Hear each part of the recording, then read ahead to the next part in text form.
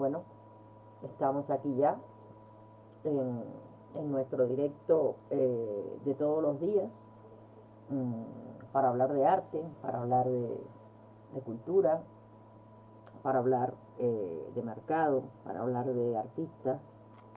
Y hoy, además, en un día especialísimo, porque hoy se celebra o celebramos el Día de la Cultura Cubana, que, eh, que merece una definición, porque a veces,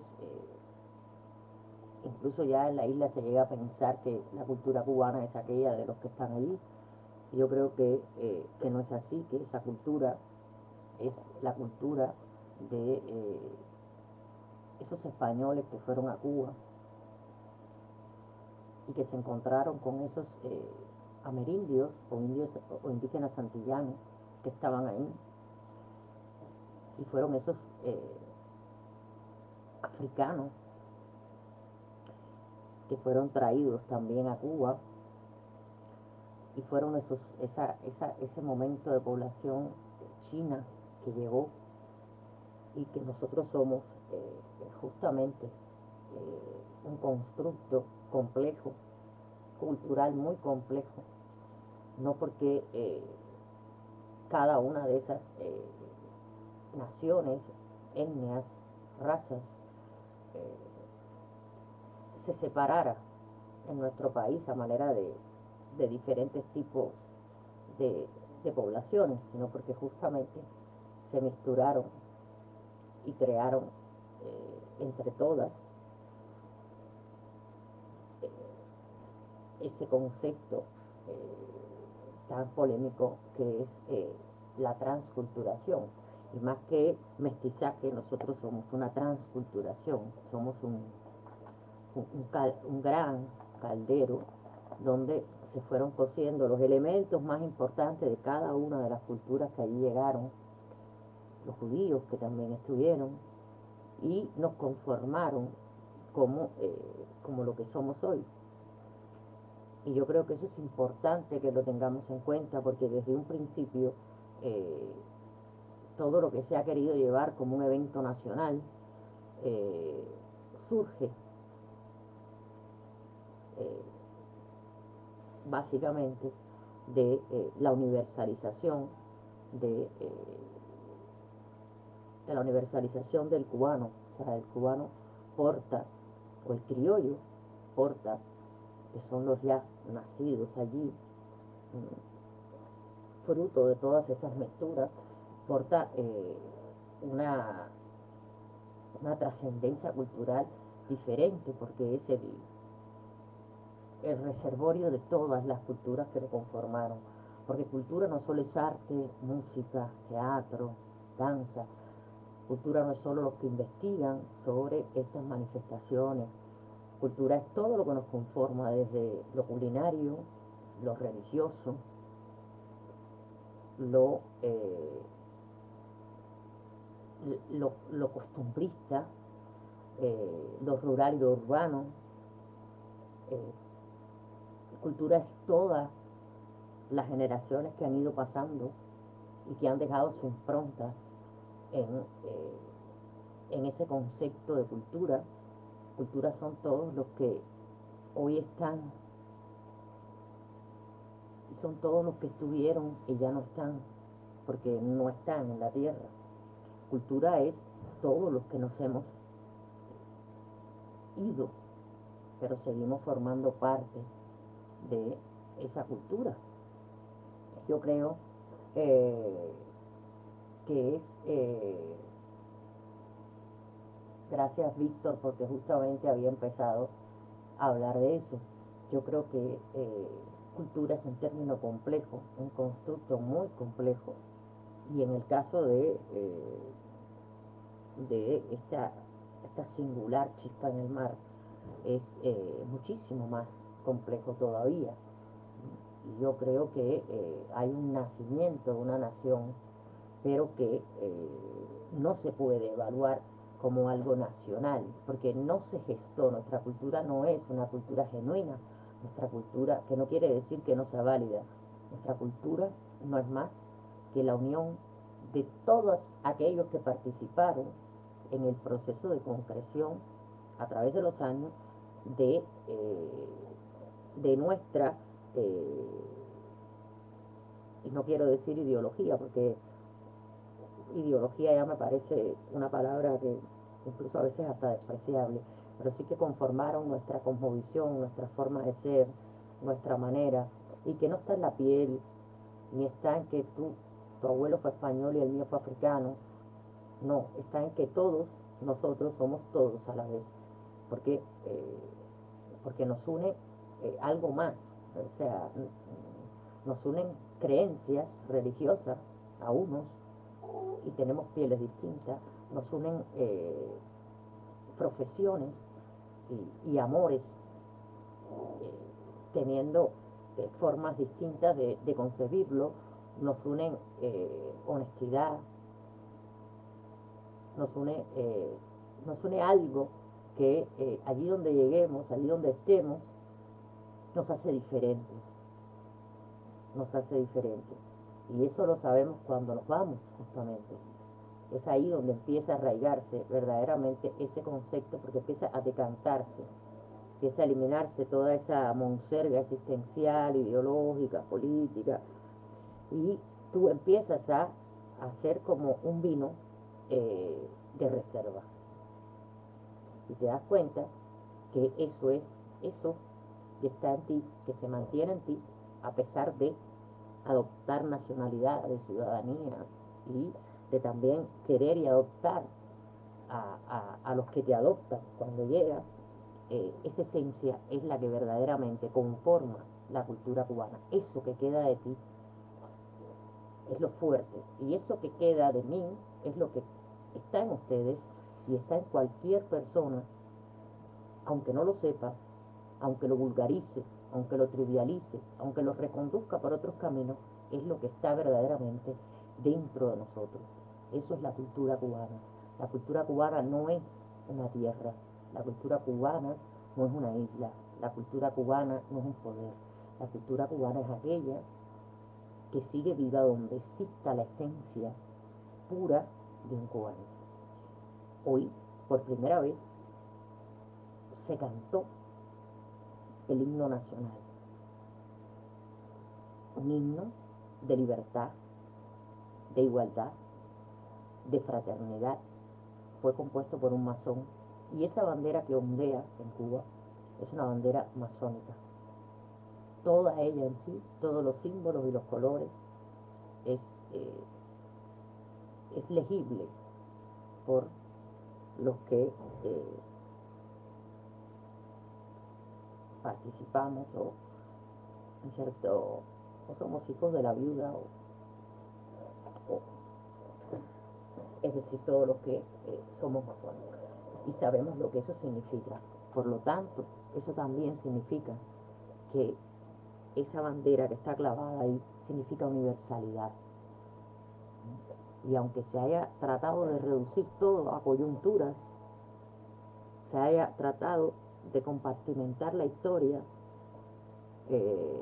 con una ruptura violenta entre la costumbre, la esencia cultural de un pueblo, y se haya roto para imponer una ideología que arrincona la cultura, que la quita de en medio para imponerse como norma, cuando por norma los pueblos se desarrollan justamente por su cultura. A pesar de eso, la cultura es un concepto muy resistente, y nuestra cultura es muy resistente por los factores que la conforman, pero al mismo tiempo nuestra cultura es una cultura universal.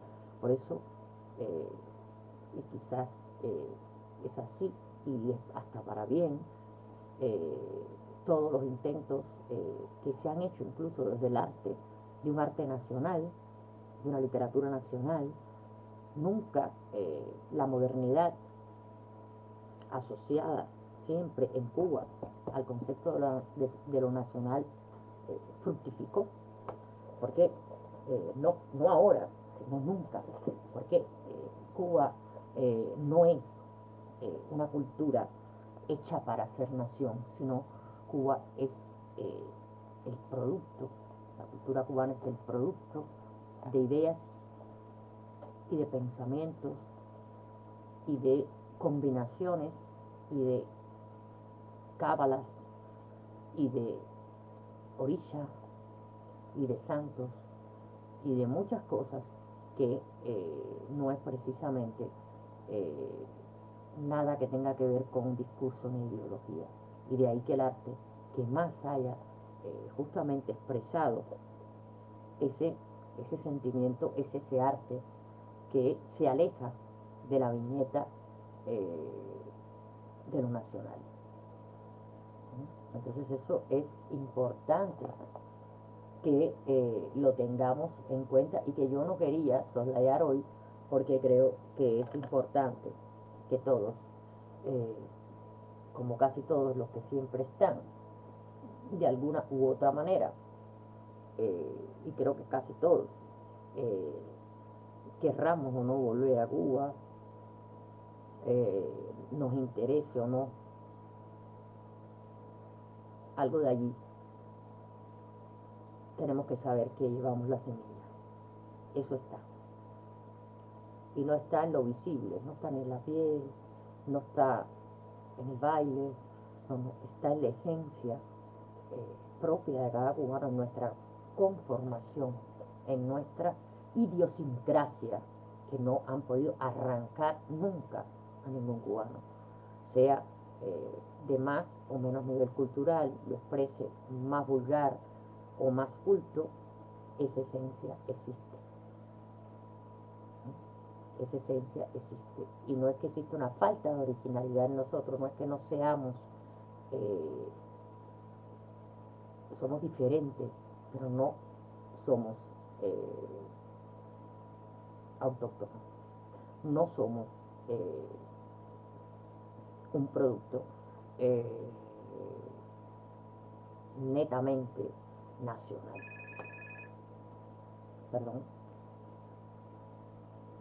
Entonces esto yo creo que es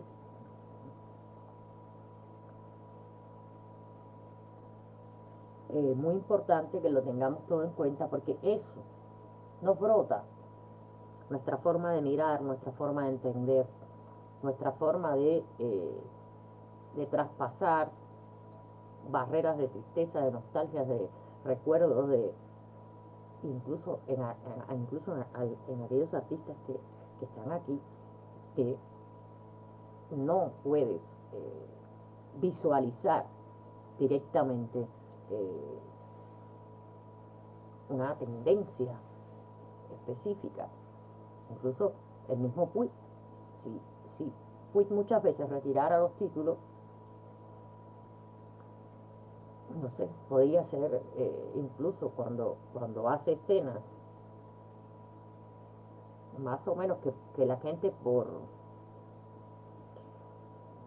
porque es así de superficial, puede identificar como algo cubano, puede ser tranquilamente un pintor de Brooklyn, de Queens, puede ser un pintor de Hamlet,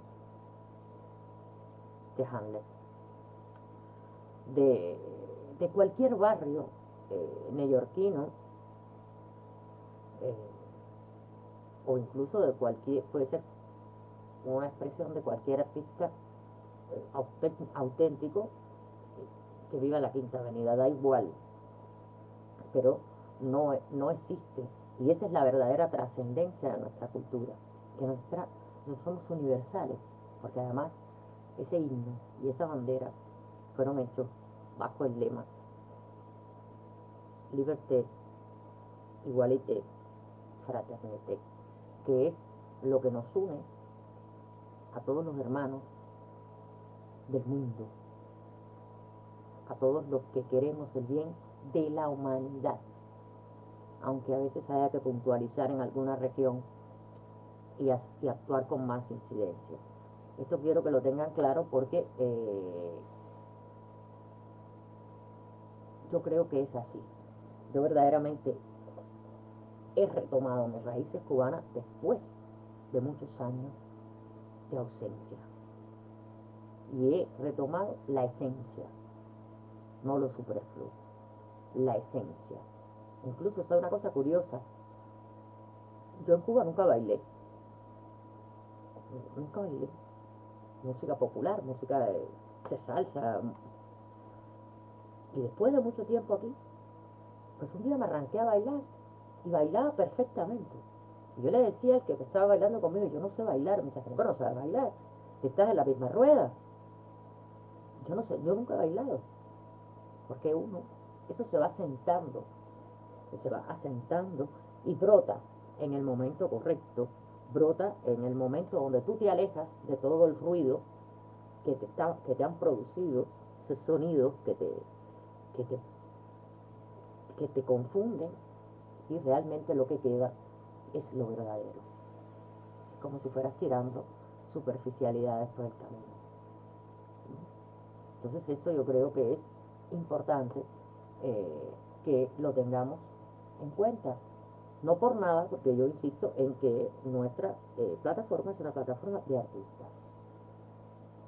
Me da igual. Sencillamente me da igual el origen y el lugar de nacimiento, me da igual la ideología, me da igual el tipo de sexualidad, me da igual la religión. O sea, yo lo único que necesito es que sean artistas. Punto. Lo demás, o brota en la obra, o no brota en la obra, o está ahí y se comenta si está ahí y es importante para la legitimación de esa obra. Pero nada más.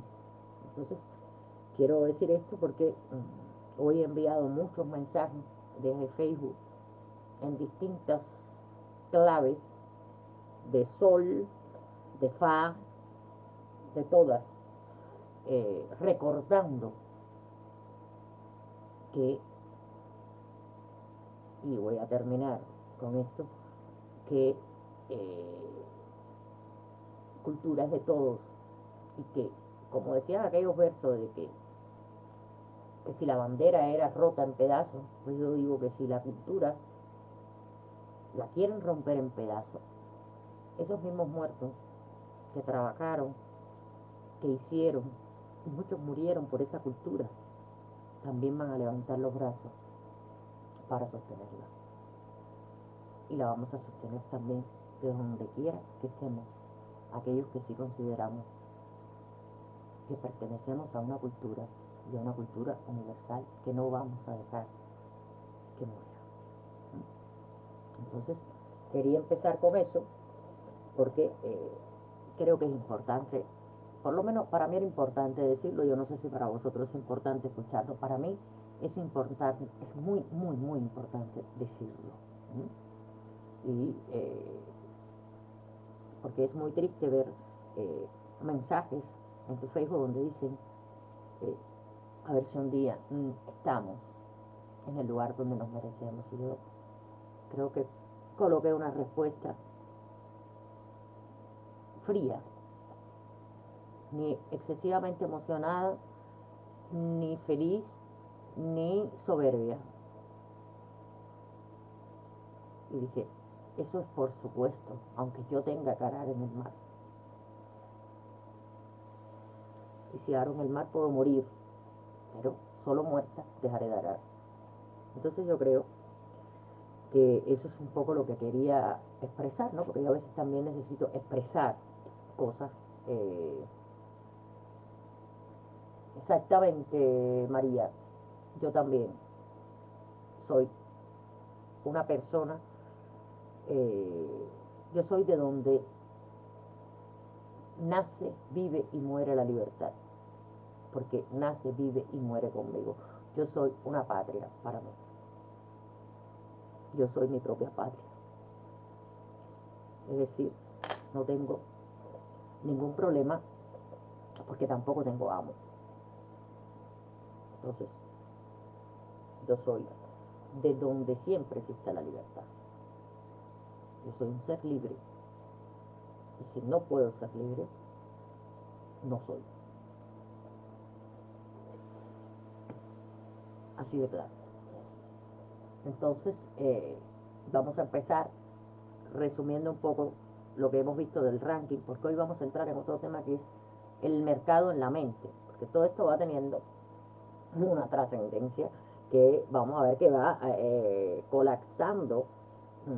Es como, es como una historia, una mini historia referida a qué cosa ha pasado en los últimos 20, 25 años con respecto al arte y al mercado y se han, cómo se han, cómo sea el mismo mercado, los mismos mercaderes, los mismos comerciantes, los mismos galeristas, se las han agenciado para trepar de una manera u otra y llevar la voz cantante o subir por las paredes con ellos, con el peso, y, pero no la responsabilidad del arte, o sea, con el peso del dinero de esa obra. Y yo lo decía ayer, es muy difícil que si esas listas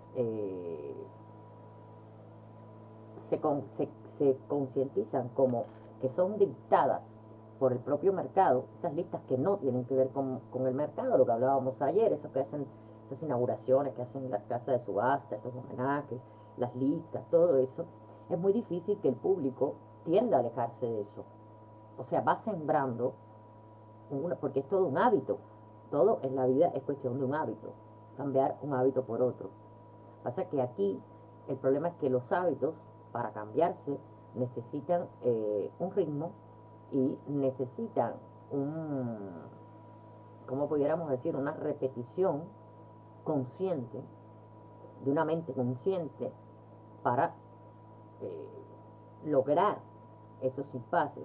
Y claro, obviamente ni los galeristas son coach, ni los periodistas tampoco, y entonces pues implementan y cuando ven que no funciona cambian, pero sí que ha dejado muy calada o dejó muy calada durante mucho tiempo porque nadie se atrevía a dar un paso atrás una vez sabido que la muestra en la que ellos estaban participando o era nombrada la muestra del año, la vieran al día siguiente en la subasta, pues era obvio que iban a comprar porque asociaban una cosa con la otra. Esto, el contrasentido de esto es que finalmente eh,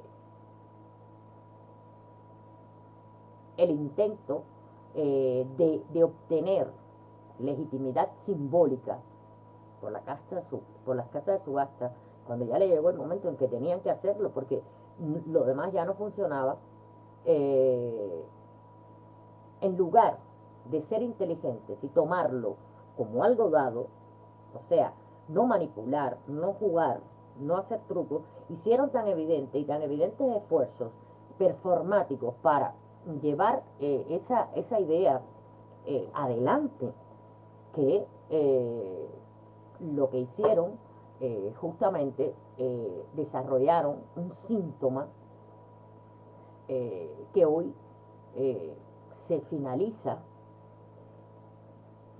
y que se ha llamado como tendencia general un empuje hacia el imperialismo del mercado. ¿Mm? O sea, como que las leyes que van a regir o que rigieron al arte son las leyes únicas y exclusivamente del mercado.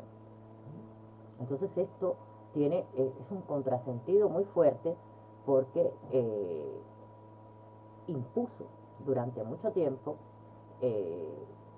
un valor simbólico no estudiado, un valor simbólico no acreditado, partiendo de argucias como las que hemos hablado, pero primando siempre el valor de mercado y dando, eh, haciendo estas cosas un poco como trabajando la mente de la gente para que eh, siguiera las rutas que ellos marcaban en diarios, en revistas y en cualquier lugar.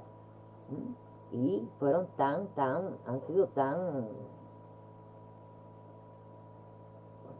no sé, yo que puedo decir, que han violado tanto la legalidad del arte que han hecho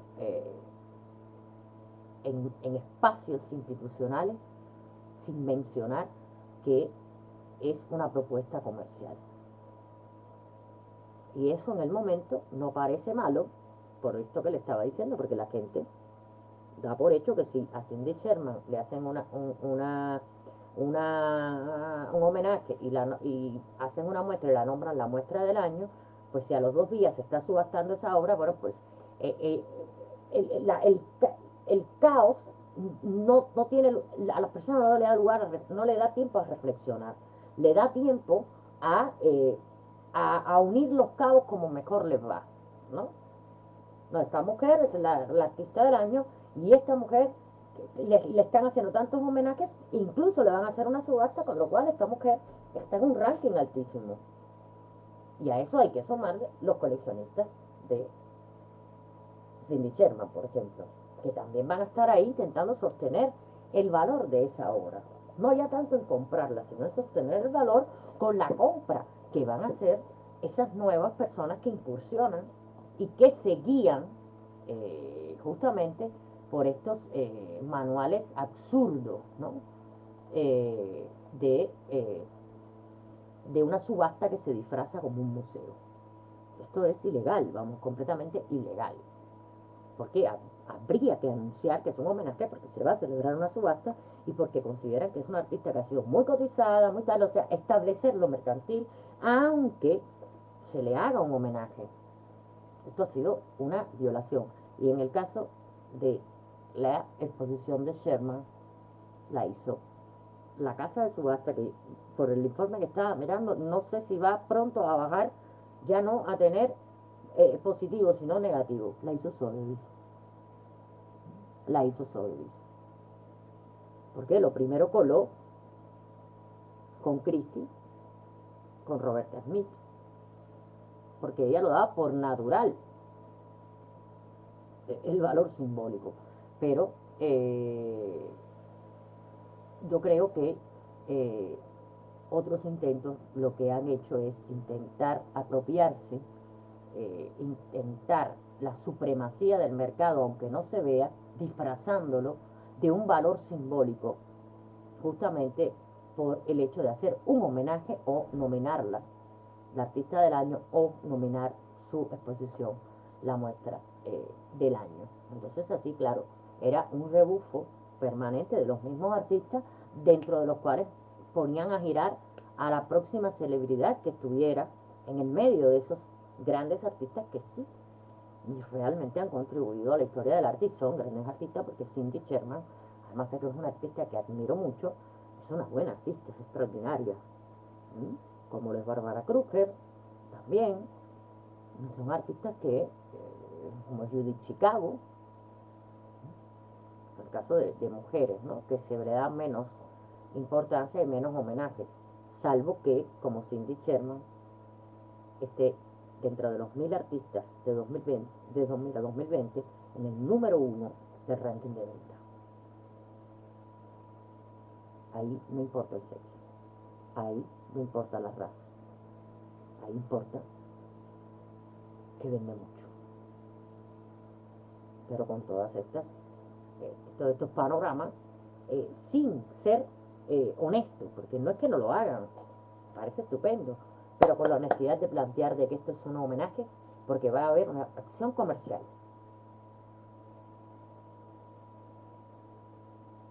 Y queremos homenajear al artista que más lotes vende y que ha sido un artista que vende mucho, y como vamos a subastar, pues queremos hacerle un homenaje porque, en fin, como quieran, pero no así. De esa manera, que lo que ha llevado es a gente como Borrego, porque en el caso si compraste un Sherman, bien, pero si compraste una de las figuritas de cartón que iban colando en el medio, porque eso es el problema, que crean esto para poder meter esas celebrities que yo digo. Yo no sé si ustedes me entienden lo que quiero decir. Esto no es porque yo hable que está mal con Sherman o con Donald Duck. No, no. Lo que hablo es que eso se ejerce porque Cindy Sherman no necesita un homenaje para que la compren en una subasta. Esto todo se crea con esas grandes personalidades para después colar a gente como Hughes, a gente como Kuhn, a gente como Murakami, colarlos dentro de ese panorama y empezar a fabricarlo, y algunos como Kuhn se mantienen en una bestial subida, es el segundo. Jeff Kuhn es el segundo, que realmente puede ser el primero porque está vivo, porque el pobre Basquiat está en los elementos. Si se suman todas las ventas de Basquiat de esos 20 años, es en billones, 14 billones, no sé cuánto, no sé cuánto. Mientras que Jeff Koons está en 9 millones, no sé cuánto, no sé cuánto, pero Basquiat está en billones. La suma de toda lo que se ha vendido de Basquiat, que pobre ni puede ni siquiera disfrutar, ver o por lo menos sacar un partido de él. O sea que también hay que tener cuidado porque te pueden matar para que te para consolidarte todavía más. Ya no me extrañaría que en cualquier momento saque un escándalo. Entonces, hoy yo había puesto como título un tema que continúa pero ya trata un poco más de ver las ramas, porque una vez que el mercado durante todos estos años se apodera de dictar las normas del arte, ocurre justamente en el momento, o sea, esta gran autoridad que se le va a dar al mercado, justo coinciden con tiempos de optimismo, o sea, ya a este grado acelerado de desarrollo del mercado. Anteriormente había ocurrido, pero era con otro tipo de desarrollo, otro tipo de sociedad, otro tipo de consumo. Pero aquí ya era en tiempos de optimismo, y los tiempos de optimismo son los tiempos de la burbuja. Yo una vez le dije, dije aquí que uno nunca debe dar una respuesta ni cuando está feliz, eufórico, ni cuando está triste. Que uno debe incluso, es preferible perder que afrontar cualquier tipo de negociación o cualquier tipo de acción que vayas a hacer en uno de esos dos estados emotivos que son antagónicos. Uno tiene que estar en un estado emocional de neutralidad, por decirlo de algún modo, o sea, donde esas dos partes estén neutrales en ese momento. Pero ¿qué pasa? Todos estos incentivos con el poder de mercado no solo ocurren en tiempos de optimismo, sino que hacen visible un optimismo de cartón. ¿Por qué? Porque todos sabemos que el tema de la crisis, creo que lo he explicado, ya era la crónica de una muerte anunciada en el 2013 que costó, por anunciarla y por hablar de ella, el cargo a, a un personaje, a un investigador, a un miembro de una, de una institución, que bueno, buscaré después, porque además yo leí mucho sobre, era un indio, y además era una persona superdotada, era un grandioso economista, porque además era un gran matemático, y lo hicieron polvo para anunciarla más o menos en el 2015 y ratificarla en el 2018. Con lo cual, qué momentos de optimismo, porque ya desde que se avisora el 2000, muchos organismos, muchas instituciones, son demasiados los ojos que nos pueden mirar o demasiados los datos que se pueden obtener cada vez que tú metes una tarjeta de banco. O sea, son tan que en un mundo globalizado donde están rigiendo determinados imperios económicos que se reúnen, ¿no?, y que planifican el mundo, y no estoy haciendo teorías de la conspiración, es real, pues los datos tenían que ser hiper sobresalientes, hiper sobresalientes de que se avecinaba eh, una crisis, una recesión. Fíjense si es así, y se habían tomado medidas por parte de estos imperios o de estas cabezas ocultas que realmente rigen los procesos económicos, que no fue algo como el crack del 29, que sí no fue previsto, ¿m? Que fue producido por muchas otras cosas, pero no fue previsto, no fue estudiado, o sea, fue tan fuerte que esta vez no. Es una crisis, fue un bajón profundo, pero es como que vivimos como sumergidos en la crisis, pero sin sentir una caída o sin ver que hay gente que se ha tirado de edificios para matarse. Porque esto todo parte de la burbuja inmobiliaria y del tema de los seguros de salud. Entonces, pero a nivel mundial, una cultura globalizada a nivel mundial. Aquí no hay un epicentro. Por eso digo que eso se sabía.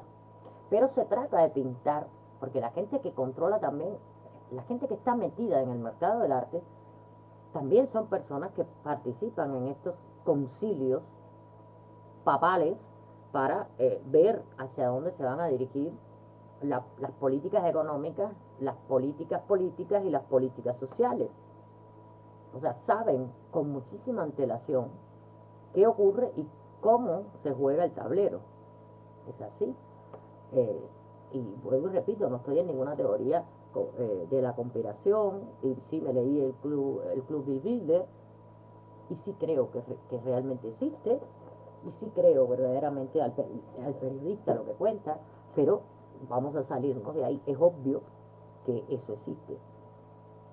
Y bueno, pues de ahí todas las teorías con respecto al 2011, lo que pasó,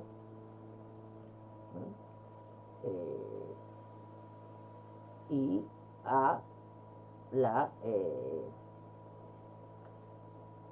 siguiente operación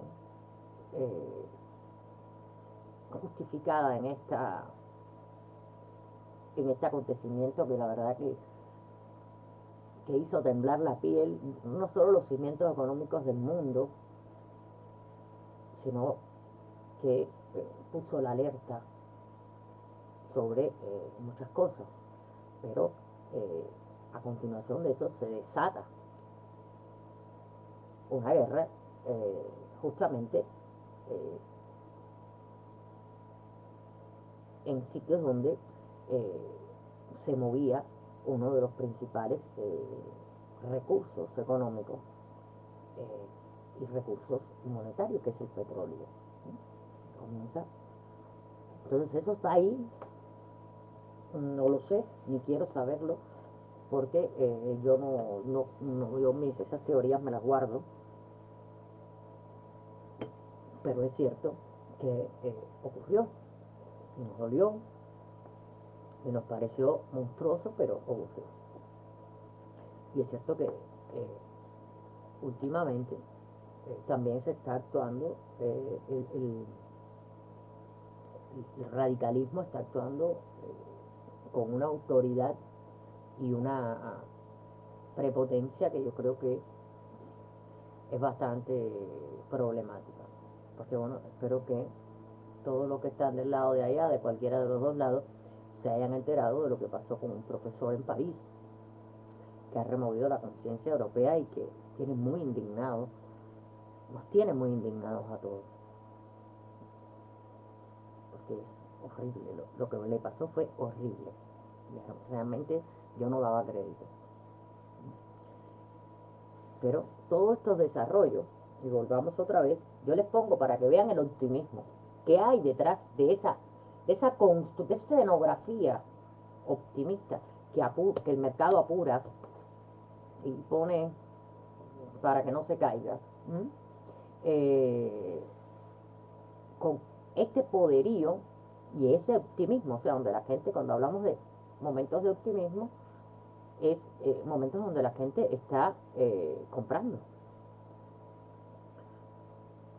Y yo siempre digo, yo no creo en los momentos de optimismo, yo creo en los momentos de crisis, porque los verdaderos crecimientos se producen en las crisis, porque crisis es oportunidad. En los momentos más bollantes no hagas nada. No por la competencia, eso no. No hagas nada porque realmente el mundo es bastante lineal. Esos excesos de optimismo que suben y suben y suben y suben, ahí hay algo que no está bien. O sea, uno no puede ni siquiera emprender un negocio, hacer una negociación en momentos así. ¿Por qué? Porque va a venir automáticamente eh, lo negativo, la devaluación y la caída de cualquier cosa que tú estés fundando, haciendo o tratando de llevar adelante. Para mí, los momentos más fructíferos de la historia han sido las crisis. Son los que han permitido los grandes cambios eh, y los cambios sostenibles. Ese es el problema de la economía, que tiene que ser sostenible. Y ese es el problema del arte, que tiene que ser sostenible. No puede vivir esos momentos de euforia y paranoia colectiva de un optimismo, optimismo, optimismo, optimismo, optimismo. Yo en los momentos de optimismo, quieta, quieta porque no es bueno. Los buenos momentos son los momentos de crisis, donde sí existe un optimismo verdadero por la gente que ahondamos en el terreno y que sabemos que encontramos suelo sólido. Y no es oportunismo, es simplemente aprender de la historia y aprender economía, porque siempre vimos de aprender economía. Hay que aprender los pálpitos del mercado, de la economía, de todo. Y yo los momentos de optimismo no invierto nada. Son los momentos de guardar, porque va a venir. Por eso eh, están intentando en estos momentos levantar y todo lo que intenta levantar a nivel cultural en estos momentos y tratan de dar una imagen de optimismo y abren los tal, esa misma cartel de la Bienal de La Habana que se va a celebrar quiera o no, porque el otro día preguntaban, pero eso es virtual. No, no, no, es así.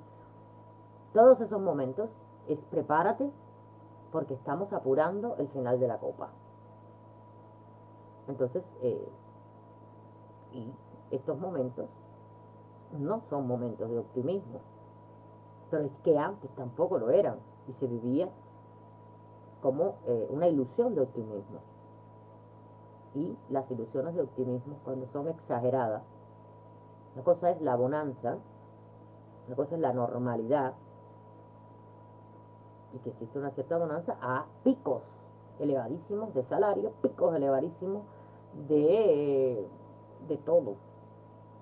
Y la gente derrochando. Esos momentos donde todo va bien es porque ya todo está mal. Y porque va a reventar en cualquier momento.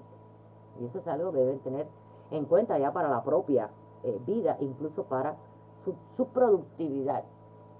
A la hora de su productividad, cuando hay que aguantar la productividad para no malgastar energía ni tiempo, o cuando hay que seguir produciendo, pero no para sacar producción, sino para retener producción, porque eso es algo que yo voy a hacer con las obras, cuando se retienen, porque hay que estar muy al tanto de coger esa pulsación.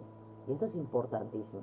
Y eso, por supuesto, me llevó a mí a tener que estudiar mercado, a tener que estudiar mercado de valores, más mercado artístico, y a leerme unos cuantos libros de economía. Por supuesto, no del socialismo. De economía de verdad, de productividad, de gente que realmente hoy por hoy sabe y a ciencia cierta tiene la noción. Y los cursos que imparte son certeros en ese sentido. Entonces, eh, por ejemplo, hay un director del Departamento de Arte Contemporáneo de Sotheby's que cada vez que menciono Sotheby's se me va un pedacito más para abajo, que es Tobias Meyer, que hizo un comentario ante un periódico alemán, Der Spiegel.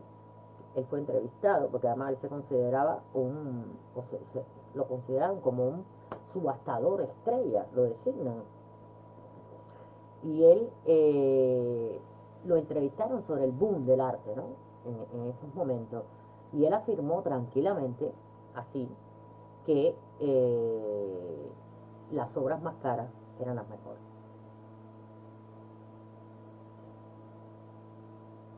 Y abiertamente equiparó los precios altos con la importancia estética, con el valor simbólico, con la trascendencia de la obra, con el valor del artista.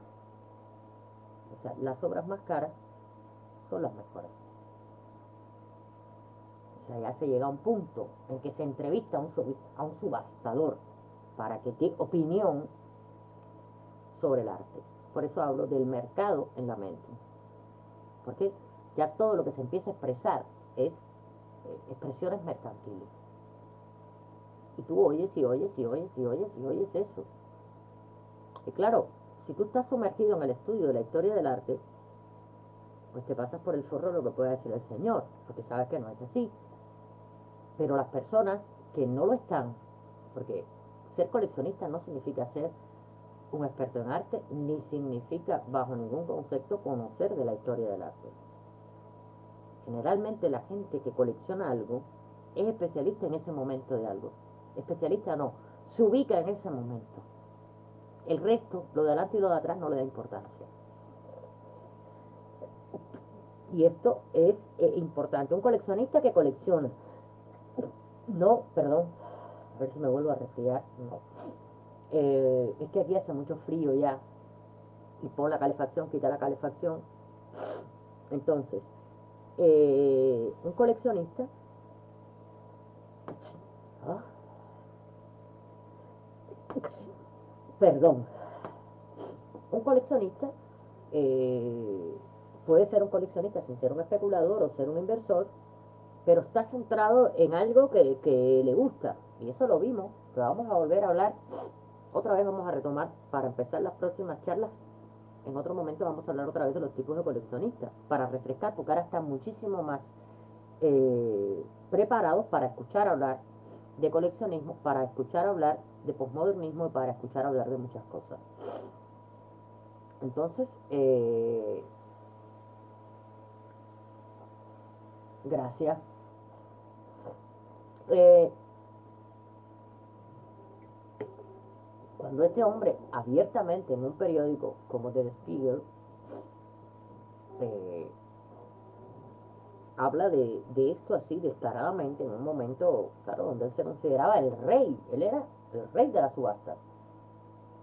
O sea, es como, no sé, antiguamente en Estados Unidos los que vendían colchones por la televisión, que se convertían como en grandes figuras, el fulano del colchón, el no sé qué del colchón, el no sé qué del automóvil, ese tipo de cosas, pues se llegó a producir en pleno auge de la era tecnológica y entrevistado por medios eh, normales, de medios mediáticos, sí, eso siempre lo hago, vaya con agua fría, ¿verdad? Pero si no, no me activo. Entonces, eh, ante esto, cuando él equipara los precios altos con la importancia estética, lo que está otorgándole al mercado es la autoridad de un tribunal artístico, infalible. Es el mercado quien dice qué obra de arte es buena o no. Y de ahí, porque esto todo es acelerado, de ahí que los artistas generalmente todos siempre eh, relacionen muy rápidamente la obra con el precio. O sea, ¿qué precio tendría esta obra mía? No sé qué precio tendría. ¿Tú lo hiciste? No sé. Porque llegó un momento en que el mercado era quien sentenciaba. Si la obra era grande y cara, era la mejor. Ese artista era el mejor. Y entonces, claro, se fueron eliminando del mercado incluso eh, a verdaderos artistas por personas que fabricaban casi industrialmente arte. Porque si son caras y grandes, mejor. Pues si son muchas, más dinero. porque son caras y porque son grandes y el artista no puede cubrir esa sobreproducción y contrata talleres, abre talleres por todas partes, y lo vimos con Hirsch, para producir obras de arte como casi como el Fordismo, ¿no? Como en cadena, no por lote, en cadena. Que hubo un desencuentro grande por la voz de estas personas que sustituyeron y apagaron las voces de personas como este señor, que es muy interesante, que lo deben conocer, se llama Martin Kemp,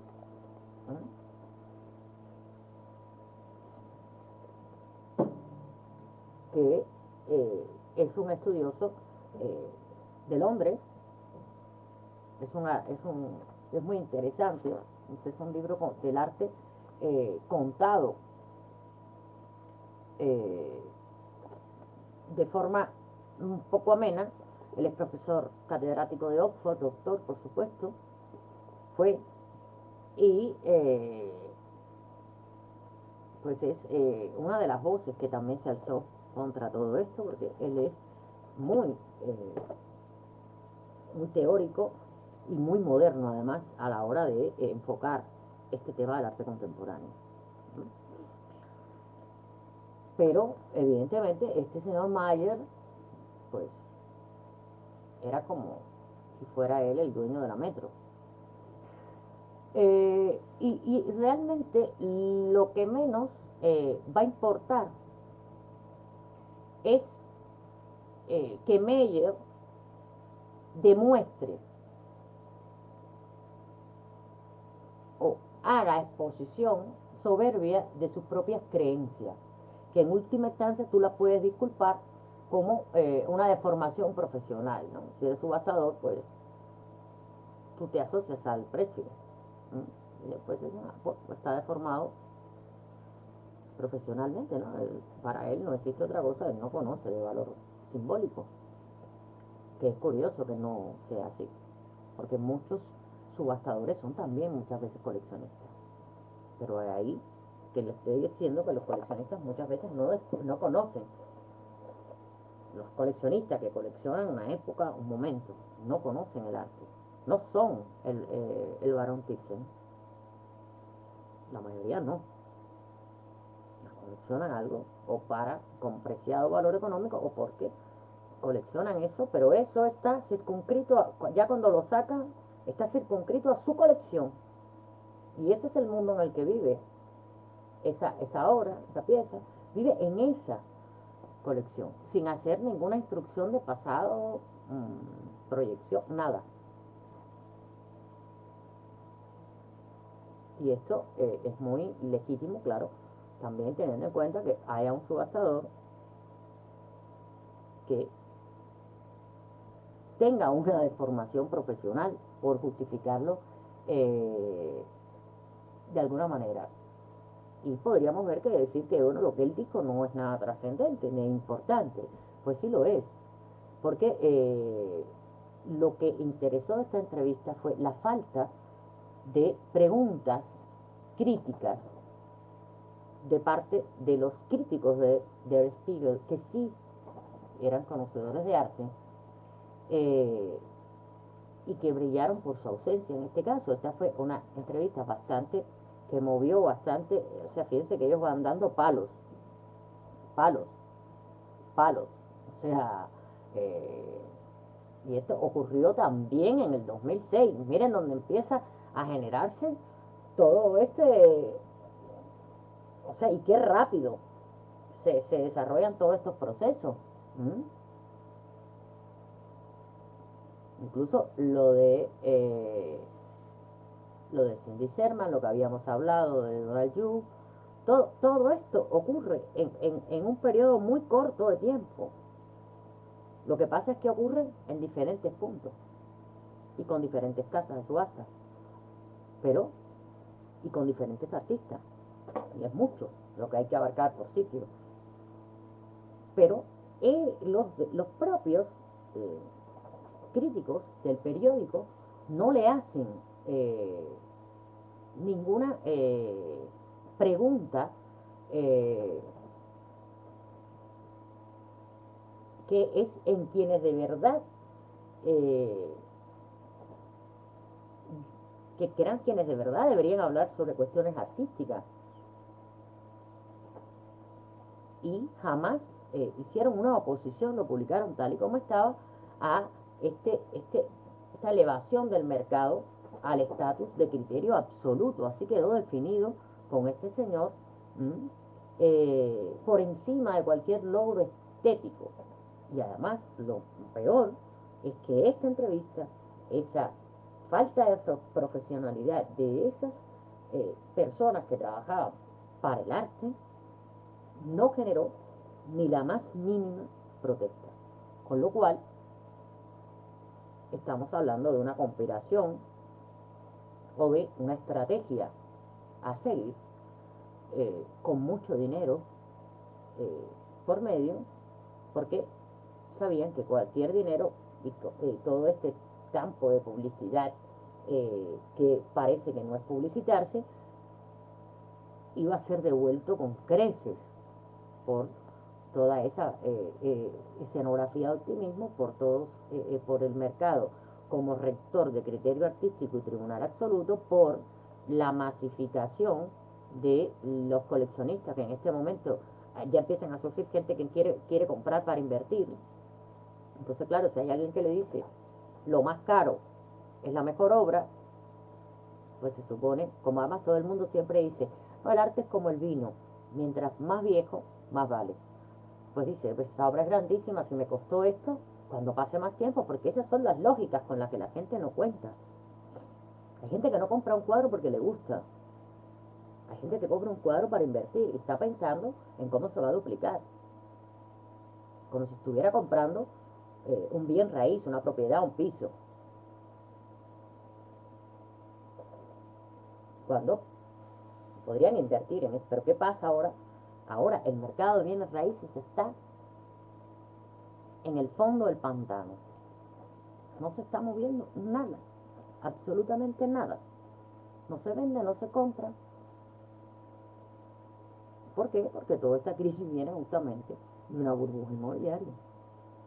Yo me recuerdo un señor que vino aquí de una empresa, digamos, un stand de empresas, de muchas empresas.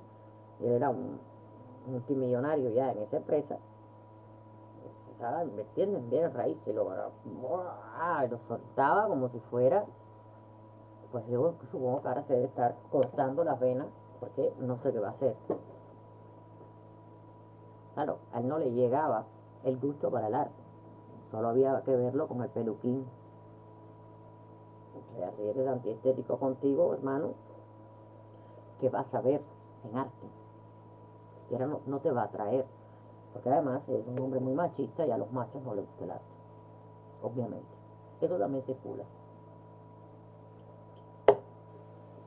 aunque no lo crean, eso lo he escuchado yo. Entonces, si eso se establece tan tempranamente, como tempranamente estaba ya en proceso de información de la tecnología, de ese avance tecnológico viral, aunque ellos sigan utilizando los mismos, la misma acción mediática, o sea, los medios de comunicación masiva, y no esto.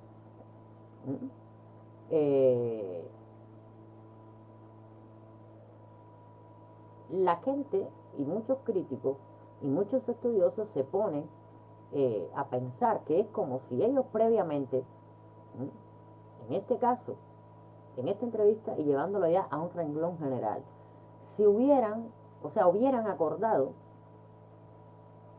suscribirse al credo de la economía neoclásica, por ejemplo, ¿no? Que afirma que el mercado siempre tiene la razón porque establece un precio justo y que es la base de un supuesto juego intrínseco,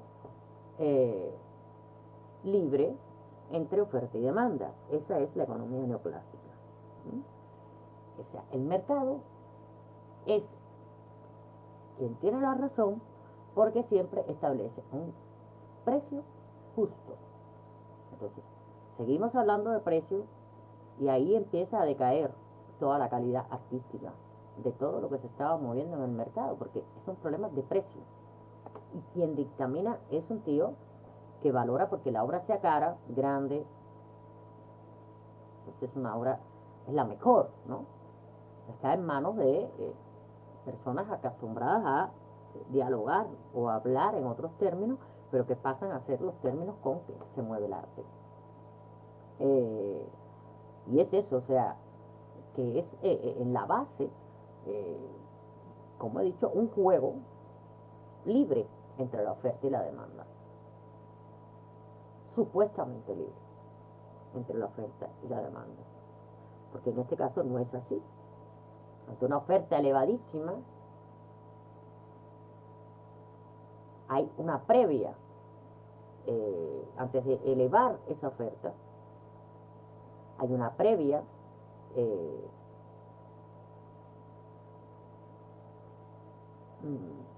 podríamos decir, una previa acción sobre la demanda. Porque no estamos hablando de un coche, estamos hablando de una obra de arte. Porque coches hay muchos, y de segunda mano, de tercera, de quinta, de cuarta, estamos hablando de una obra de arte. Que ya hemos partido, que siempre se ha dicho que es invaluable, y que ellos han naturalizado, que ya tiene valor, más con estas afirmaciones de un tío que sale de una subasta, un hombre que sí, es el jefe del Departamento de Arte Contemporáneo, era el jefe del Departamento de Arte Contemporáneo de Christie. Pues claro, estos conceptos anulan completamente cualquier criterio de valor artístico, simbólico, cualquier estudio, cualquier verificación del artista. O sea, se carece de eso porque es como un preestablecimiento, es como una conspiración entre todos los mercaderes de que el mercado iba a llevar a partir de ya las riendas del asunto, porque el mercado es justo. ¿Por qué? Porque se establece siempre sobre la base de un juego de libre oferta y demanda. Y realmente no es así, porque si el mercado fuera justo, no dijera que las obras más caras son las mejores, porque no es así. Pero alguien que participa de ese juego de forma especulativa, de forma majadera, porque colecciona, de forma irresponsable, porque quiere hacerlo, tampoco se cuestiona ni va qué hay detrás de esto. Por eso yo digo que a mí la vida me ha dado signos de que detrás de muchas cosas que son altamente valoradas en momentos y detrás de muchos optimismos existe una realidad ficticia. O sea, algo no cuadra. Es como una legítima, o sea, yo parto de la duda razonable. Y algo será bueno o malo siempre que se me demuestre, o que yo sea capaz de demostrarlo con mis propios medios, mis propios ojos. Pero no, porque esto es todo lo que está detrás de ese juego del mercado, y es lo que hace decir frases como cuándo llegará el momento en que yo esté en el lugar correcto. Porque aquí, en este juego, es como entrar a un casino de alto estándar. Aquí no juega cualquiera, o no jugaba cualquiera, porque ahora las mesas se cambiaron, porque ahora ellos están que no saben ni qué decir ni qué hacer, porque están cayendo en picado. ¿Y por qué están cayendo en picado? Mucha gente dice, pero ¿por qué están cayendo en picado? Primero, porque no venden. Segundo, porque estas personas tienen que pagar. Bien, despiden a la mitad del personal, correcto, pero tienen que pagar por horas donde tienen las obras de arte. Tienen que pagar la seguridad de cada obra que ellos tienen. Tienen que pagar un montón de impuestos. Tienen que pagar un montón de cosas que tienen que seguir pagando, pero con la diferencia de que todo va saliendo, pero nada va entrando. Las obras de arte, la seguridad de las obras de arte y los espacios donde se guardan las obras de arte, se paga por hora. Y no una tontería. ¿Sí? Y no en cualquier lugar. Son cámaras específicas según el tipo de obra, según la época de la obra, porque requieren más, menos temperatura, más, menos calor. Ellos tienen que seguir pagando. Las mismas galerías también tienen que seguir pagando. Aquellas galerías que tienen cuadros, esos que ellos tienen en la trastienda, eh, verdaderamente poderosos, que antes se iba a la trastienda y tú mirabas lo que había y podías comprar, no puede estar ahí por tiempo indefinido porque termina pegándose uno con otro, termina estropeándose. Antes se tenía así porque se salía rápidamente. O sea, yo me acuerdo cuando iba a las inauguraciones en Portugal de una galería que se llama Mario Sequeira, que es una galería que me gustaba mucho ir, pues siempre terminábamos, porque como ya nos conocíamos, quieren ver el almacén, lo que entró nuevo. Yo vi ahí hasta obras de Paula Rego. Pero se vendía rápido, eso cuando volví ahí ya no estaban eso, habían otras cosas. Entonces no daba tiempo a que nada se echara a perder, a que nada se pusiera, vamos a ver, pero esto no, están resguardados ahora. Y las mismas galerías supongo que no sabrán lo que hacer, porque lo que no puedes es haber firmado en tu euforia y en tu predicción de los grandes millones una, un contrato por 5 años con un artista y decirle que guarde las obras en su casa, porque ahí ya no hay para atrás. O sea, ¿quiénes pueden sostener guardar obras? Sachi, Gagosha, grandes empresarios, porque tampoco es que sean grandes galeristas. O sea, son galeristas porque han montado galerías, pero esas galerías se sostienen de más cosas que ellos tienen. El arte es algo más, ¿no? Y algo más que donde se mencionan como buenos empresarios, pero ellos tienen para sostener su infraestructura. Pero por eso yo hablo siempre de control de la producción, de posfordismo. Aquí eh, se produce y se mueve lo que se vende. No quiere decir que lo otro se deseche, no. Lo otro tiene que estructurarse según el movimiento. O sea, esta obra está saliendo mucho de tal artista. Pero tú tienes que tener un ojo experto y crítico para saber, está saliendo esta, y esto es muy importante, porque aunque este es anterior, va a conllevar a una búsqueda, porque mira cómo va esta serie, va y ya va, y al final está dejando ver que hay algo antes. Es como las precuelas. Entonces es el momento de exponer esa obra, de presentarla y de presentársela a los compradores y a los coleccionistas. Pero es que esto, a ellos no les da tiempo, esto debe sacar, las subastas viven de vender. Y nada más que los alquileres de las casas de subasta que tienen por el mundo,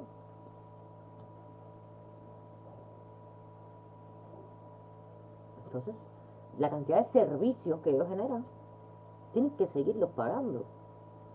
Por eso a veces la gente te dice, no, pero, jolín, pero bueno, si tú no estás tal, no gastas. Sí, bueno, se gasta siempre. O es que toda la infraestructura informática y todo un equipo de personas no cobran. No, tú estás generando el Quijote, pero la gente sigue trabajando y esto se sigue manteniendo. Y todo esto, las herramientas son muy costosas.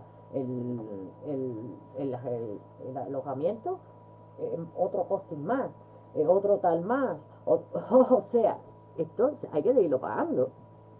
Con lo cual, hay que generar una producción lúcida y una estrategia de producción lúcida. Pero no puede estar más la estrategia centrada en el mercado. Porque justamente lo que va a producir el golpe va a ser que la estrategia de un artista sea principalmente su consolidación, su legitimación, porque es a partir de ahí donde viene lo invaluable. Nosotros no trabajamos a favor de ni en contra de un precio, nosotros trabajamos a favor de un valor invaluable, por decirlo de alguna manera. Y a partir de ahí se establecerán las diferentes escaleras normales por las que un artista, no solo, porque no se trata solo de ascender en el mercado, se trata, o en este nuevo mercado, Se trata de que sea sostenible, no mi espacio, porque mi espacio yo lo cierro, me lo llevo para cualquier parte y no hay problema, es que sea sostenible ese artista ya y que quede en una sostenibilidad. eh, ¿Por qué? Porque esa sostenibilidad está garantizada, porque está sostenido en distintos capítulos de la historia. Es así de claro, es lo único que puede generar, y esto no es amor al arte, esto es simplemente estudio profundo de todos los fracasos, estudio profundo de todas las crisis, estudio profundo de todos los momentos de gran optimismo, que son puro cartón, no existe, no se puede hacer nada en momentos de optimismo.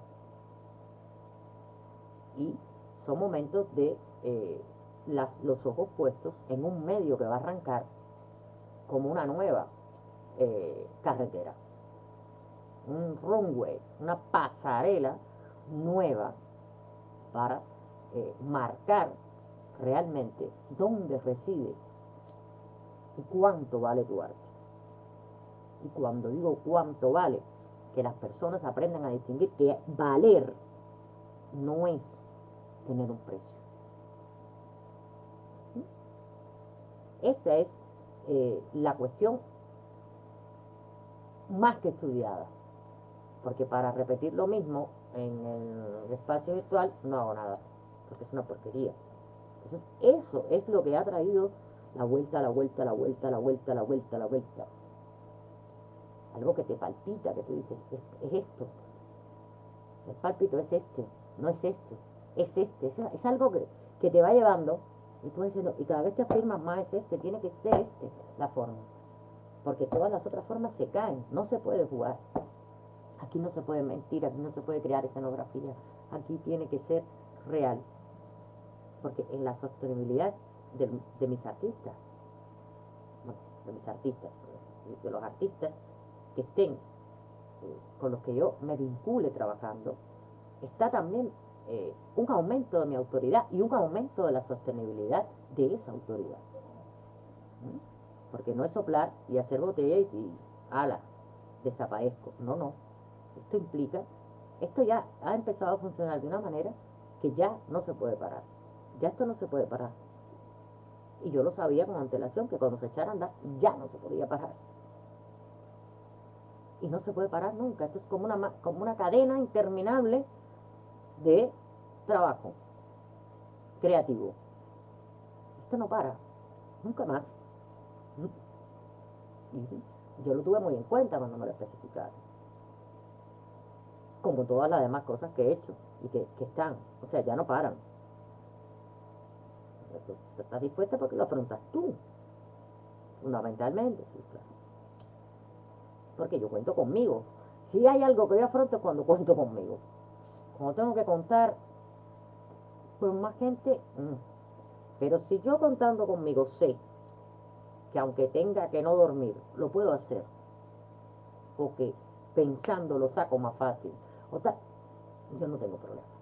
Entonces ese es el criterio del cual nos queremos desprender y salir, ¿no? Esa idea de que el mercado es libre, juega libre entre la oferta y la demanda, y de que el mercado siempre tiene la razón porque pone un precio justo. No, no. El mercado se le dice no, no. El mercado no es más que la representación de esos sectores de poder. Y cuando esos sectores de poder se acerquen a tiburonear, decirle no, no. Aquí los precios no los pones tú, porque tú no estás dentro de este mercado. Tú estás en tu mercado, síguete aniquilando con los demás tiburones. Aquí el mercado juega con otras reglas.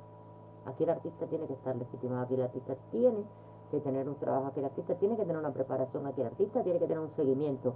Aquí el artista, habrá artistas que entrarán incluso en el grupo, pero no estarán listos para la plataforma. O para el siguiente, la próxima vez que abramos la plataforma. Y sin embargo habrán de los que están quienes se puedan sumar al nuevo lanzamiento, para los artistas que no. porque es necesario un trabajo de concientización y llegar ya con una solidez y una obra, que cuando yo pida obra, bueno, estoy vaciando, porque además eso sí me toca a mí, porque son mis carpetas privadas, mi disco privado, mi todo privado. Y es un sin vivir de lo que me está llegando. Eso es que no me equivoqué y que el movimiento se demuestra andando. Si cuando yo pido no hay, si cuando yo pido hay, está, ahí está. Ese es el arte. Entonces, claro, tú vas concentrándote en eso. Y eso te va marcando la razón. Porque además hay una calidad que ya tú vienes viendo, anotando, gente que dices, Dios mío. Entonces, yo creo que esto lo que tenemos que tener en cuenta, y mañana vamos a seguir hablando. Si no tienen ninguna pregunta, ninguna aclaración, no estoy mala, estornudé porque estornudé, pero no estoy mala. Más bien es alergia, que a veces me cae. O sea, ¿tienen alguna pregunta? ¿Algo que me quieran comentar?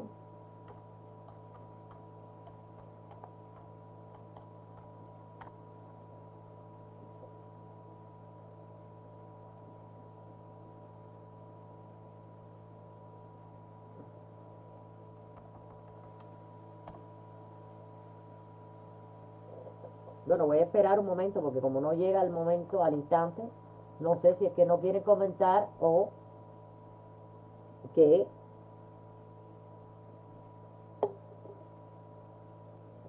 no, no les ha llegado todavía el mensaje, pero yo creo que me oyen en el momento. Algo que comentar, algo que decir, algo que opinar, algo que quieran saber, que me quieran preguntar, algo.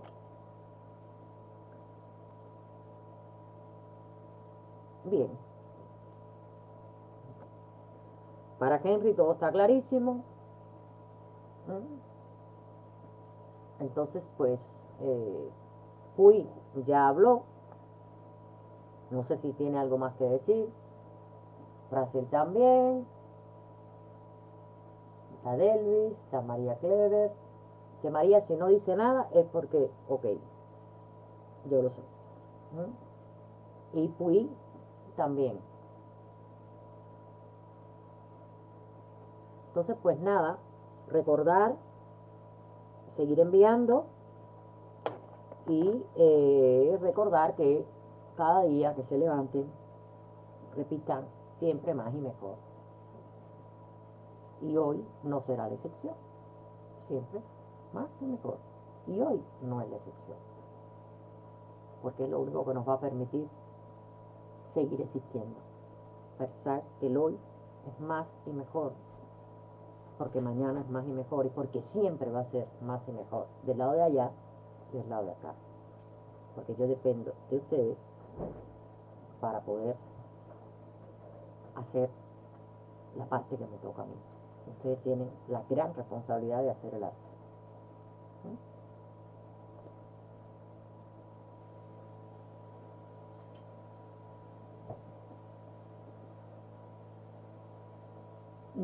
De Paula Rego, bueno, yo de Paula Rego voy a publicar un artículo en una revista. No tenía pensado hablar sobre Paula Rego. Voy a publicar un artículo que escribí, una ponencia que escribí para Portugal, para un evento portugués, sobre la obra de Paula Rego. Si quieres, esperamos a que salga, porque a la revista que lo mando, pues se publica bastante rápido lo que le mando. Y después, si quieres, a partir de ese hablamos. ¿Te parece, Víctor? O a esa revista espera un artículo sobre Paula Rego que está escrito y una ponencia también que está escrita sobre Lan y la jungla, que se llama ¿Por qué le llaman Mr. Genio si debemos decir misógino?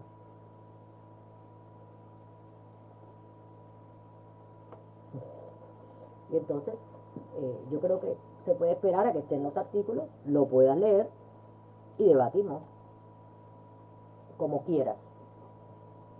Pero bueno, yo intento ir un poco con las charlas eh,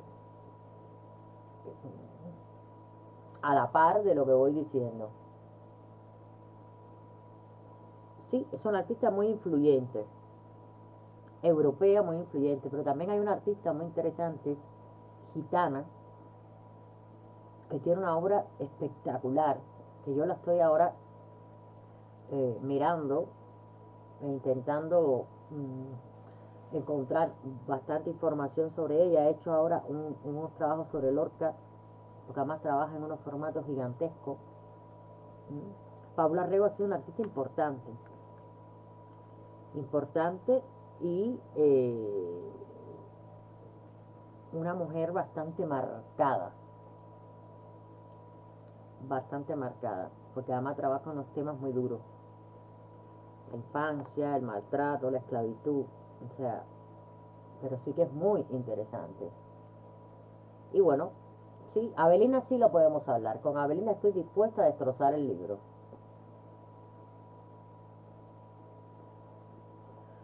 Termino un poco,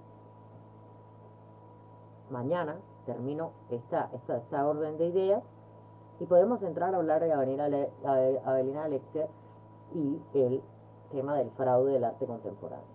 De cómo ella se carga de una pluma todo lo que ella considera dentro de su,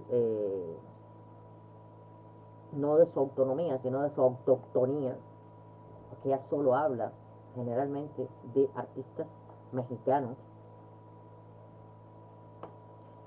que parece que es una tendencia muy dada en los críticos latinoamericanos basales.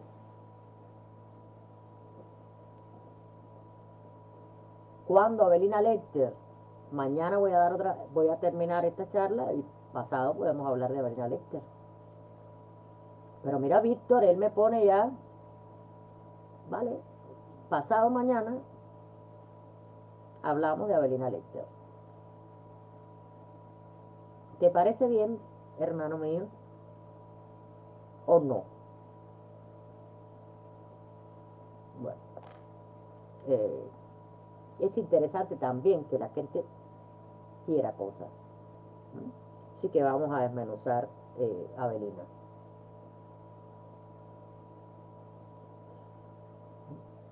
Y vamos a verla en varios artículos también, de periódicos, además del libro que lo tengo. Entonces, pues nada, mañana nos vemos, más y mejor. Mañana si ven que me conecto un poquito más tarde, es que tengo que hacer una gestión por la tarde. Que espero que no me haga conectarme más tarde, pero no sé. Porque es una gestión administrativa. Entonces no, espérenme porque voy a emitir. Pero como es una gestión administrativa en la policía, pues es como tengo que ver. Pero mañana emito seguro.